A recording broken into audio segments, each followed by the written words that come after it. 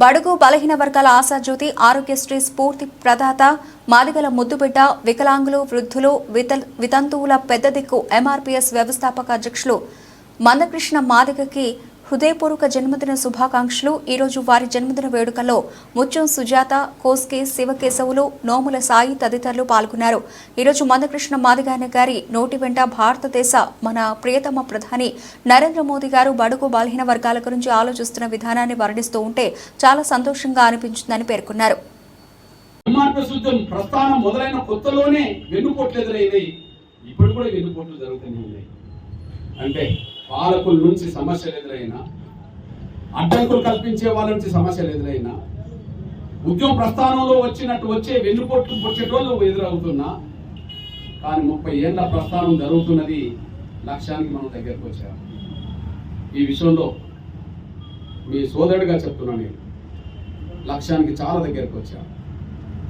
ఒకటి, గౌరవ దేశ ప్రధానమంత్రి గౌరవ నరేంద్ర మోడీ గారు ఒక బలహీన వర్గాల నుంచి ఎదిగిన వ్యక్తి, బీసీ సమాజం నుంచి ఎదిగిన వ్యక్తి, అంతకంటే అత్యంత పేద కుటుంబం నుంచి ఎదిగిన వ్యక్తి.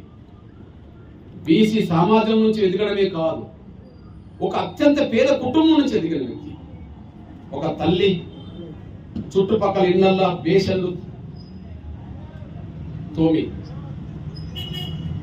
చిన్న చిన్న పనులు చేసి కుటుంబాన్ని పోషించుకున్న కాడ తల్లి ఉన్నది. చిన్న టీ కొట్టు పెట్టుకొని రైల్వే స్టేషన్లో దేశ ప్రధానమంత్రులు ఎంతో మందిని చూసాం, నెహ్రూ మొదలుకొని మన్మోహన్ సింగ్ వరకు. కానీ మన బీసీ బలహీన వర్గాల నుంచి ప్రధానమంత్రులు అయిన వాళ్ళు ఎవరు లేరు.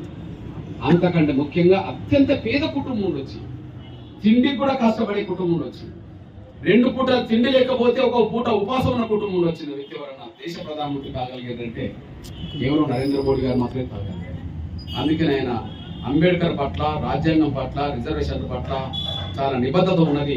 కానీ కొంతమంది దుష్పాచారం చేసి దాన్ని ఆయనను కొంత దేశ ప్రజల హృదయాల నుంచి కొంత ఇబ్బంది పెట్టే ప్రయత్నం చేయబోయారు, మనం చూసాం. అందువల్ల అట్లాంటి ఒక గొప్ప మహానీయుడు మన జాతి మీటింగ్ రావడమే కాకుండా, మనం వేదిక మీదుగా లేని సమయంలో మన మీటింగ్ కాకపోయినా ఎన్నో మీటింగ్లలో కూడా వర్గీకరణ అంశాన్ని ప్రస్తావించి వర్గీకరణ చేసే బాధ్యత, మాదిగల సమగ్రవృద్ధి చేసే బాధ్యత నాది అని చెప్పి స్పష్టంగా చెప్పారు. ఆయన మీద మనకు సంపూర్ణమైన విశ్వాసం, నమ్మకం, గౌరవం ఉన్నది.